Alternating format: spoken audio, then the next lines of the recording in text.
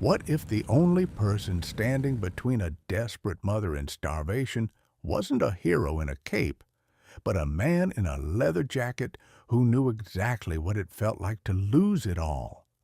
This isn't a story about motorcycle gangs, it's a story about the justice that society forgot to serve. I'm Whitebeard Stories, and now let the story begin.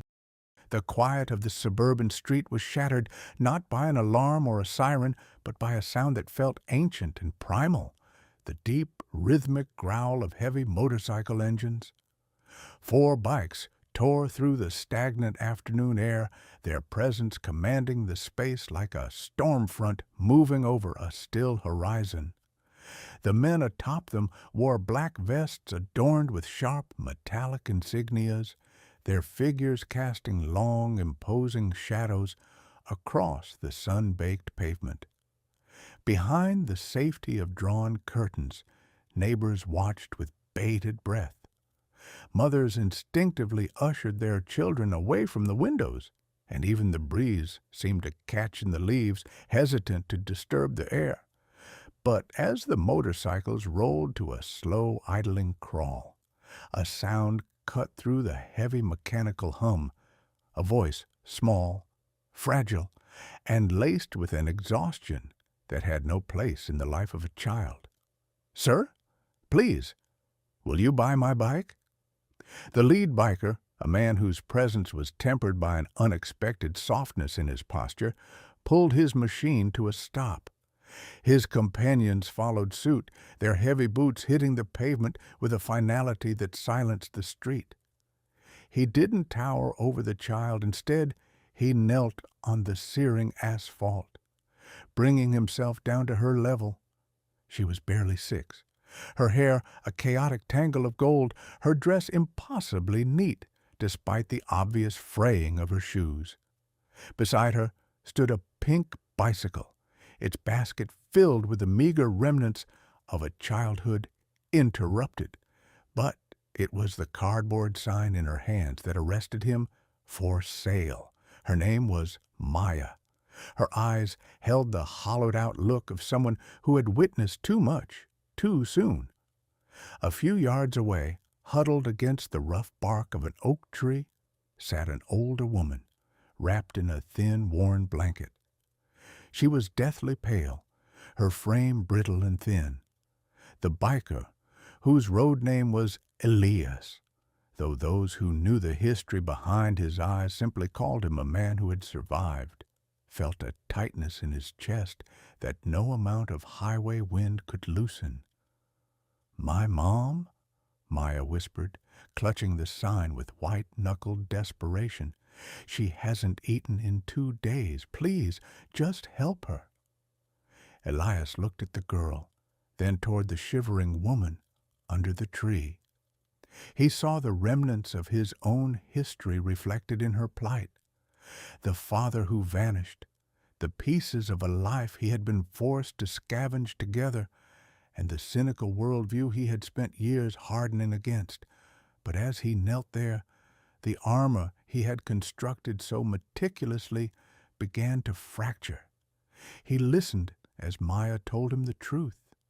Her mother, Sarah, had been a dedicated employee at a local logistics firm owned by a man named Sterling, a CEO whose face was a fixture on financial magazines, always smiling, always appearing philanthropic for the cameras. When the company underwent a corporate restructuring, Sarah was deemed surplus. She had pleaded, begged for just enough time to stabilize their household, but Sterling had dismissed her with a wave of his hand, noting with cold detachment that she was replaceable. Since then, the downward spiral had been relentless. The bills became an insurmountable mountain. The pantry turned into a cavern of echoes. Sarah's pride, the only thing she had left, had kept her from reaching out, until Maya, in an act of devastating innocence, decided her only asset was her bicycle.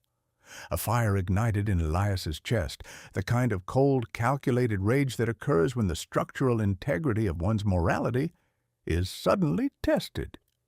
He turned to his brothers, Tank, Viper, and Mason. They were men who had lived in the gray areas of society, but they knew the weight of an injustice when they saw one. There was no need for words. A single, sharp nod from Elias was all the communication required. Elias reached into his vest, pulled out a thick envelope of cash, and placed it firmly into Maya's trembling hands. "Keep the bike, kid," he said, his voice a low, gravelly rasp. "You don't sell your wings because the ground is rough." He stood, but he did not mount his bike.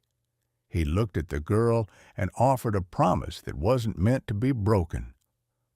"Stay here with your mother. I'm going to settle a tab."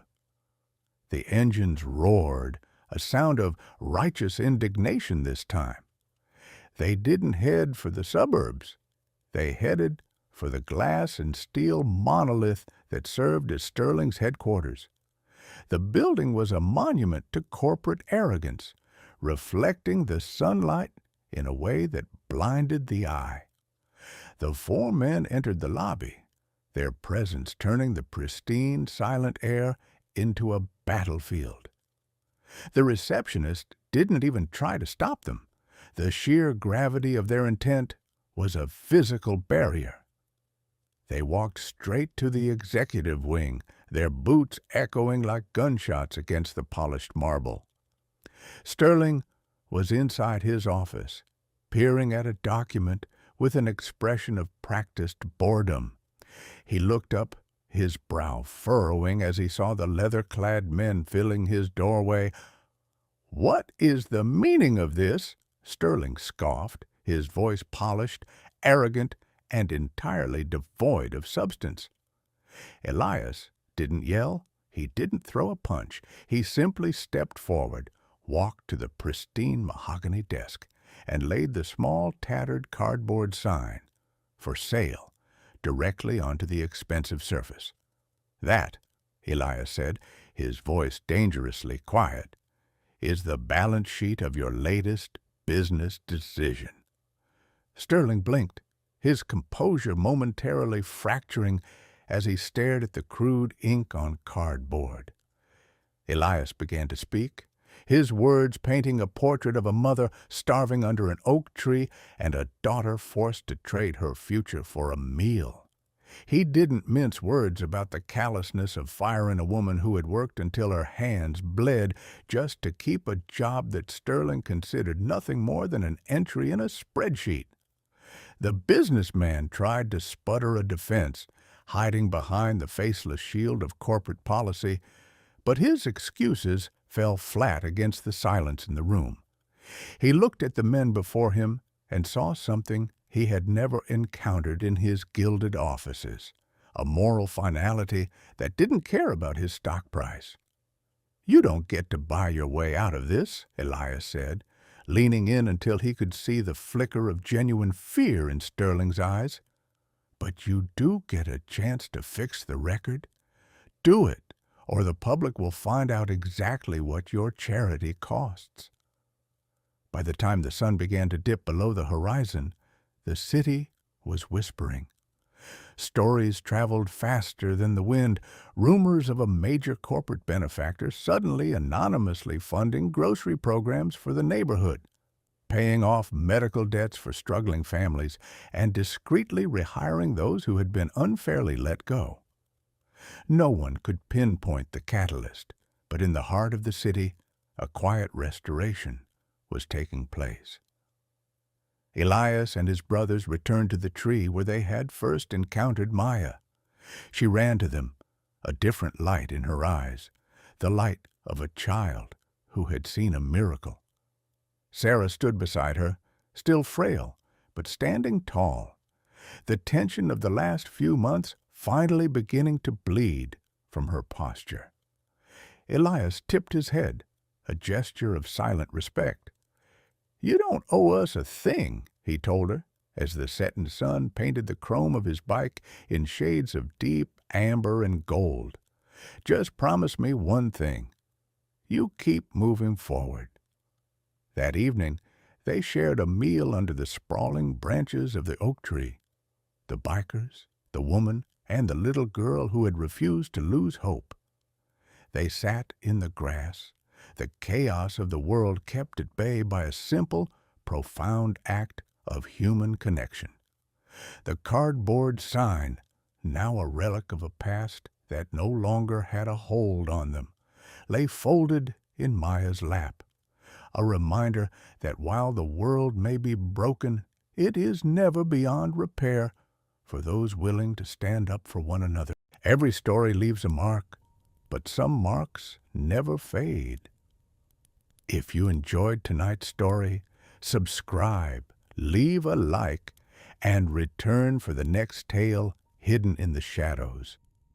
Until next time, keep the lantern lit